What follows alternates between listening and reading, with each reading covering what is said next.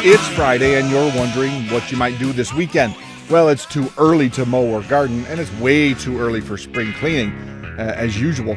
So why not just run over to the video store and rent a movie, order up a pizza, sit back on the couch and enjoy the last few lazy days of winter by sitting in the recliner and enjoying a great movie. And I have an honestly great movie for you this week. It's probably the best horror movie from last year. It's Swedish, and it's called Let the Right One In. This is the story of a young boy, Oscar.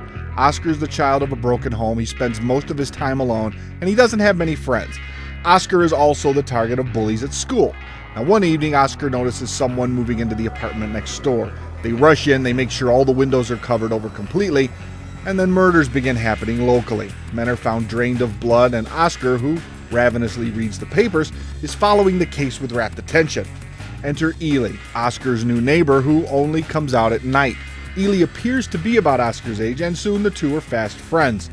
They're so close that when Oscar shows up bruised and bloody, Ely advises him that he needs to defend himself aggressively. So one day, as his class is out on the ice, since the whole movie takes place in Sweden, there is lots of ice, Oscar comes face to face with his bullies, and he uses a stick he's found to hit one of the attackers so hard he nearly severs his ear. Now Oscar isn't bullied anymore. He even finds some new friends at school, or so it seems.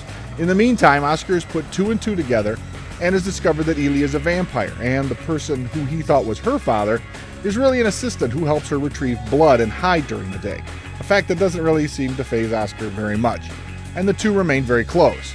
Then when the bully's older brother turns up while Oscar is taking a swimming lesson, it seems that Oscar's finally doomed, until Ely arrives and saves her friend, and sheds a little bit of blood too. Let the Right One In is more than a story of vampires. This is a movie that examines friendships, who our friends are, and how they affect our lives.